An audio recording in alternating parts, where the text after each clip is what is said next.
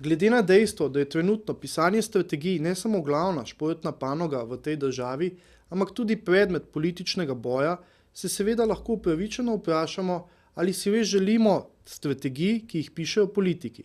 Namreč, zelo težko je pričakovati, da bi kdorkoli, ki je vsaj malo racionalen, pristal na to, da svojo usodo položi v roke politikom, oziroma da preda iskanje odgovorov na čisto pragmatična vprašanja v domeno političnega trga. Kar je seveda najbolj presenetljivo pri vsem skupaj pa je dejstvo, da sta si kljub jasnemu boju med opozicijo in pozicijo njuni strategiji že v izhodiščih neverjetno podobni.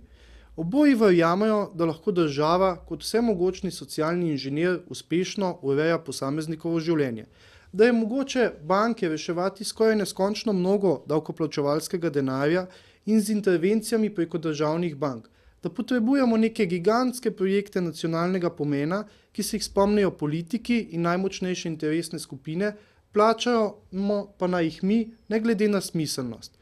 Oboji pričakujejo čudeže iz naslova evropskih sredstev, čeprav pri tem vsi verjetno namerno pozabijo na to, koliko teh sredstev sploh je in kakšen je njihov vpliv na normalno poslovno aktivnost celotne države. Še več, zelo jasno je, da težav v učinkovitosti v javni upravi ne vidijo in ne nazadnje oboji s svojimi predlogi zanikajo prihajajočo krizo zdravstvenega proračuna. Vse skupaj nas zato lahko napelje zgolj na eno samo misel. V Sloveniji je za politične stranke še vedno daleč najbolj udobno pridobivanje volilnih glasov na račun populističnih tem. Resnih vprašanj narave, kako in od česa bomo živeli jutri, pa se ali ne upajo ali pa ne znajo lotiti.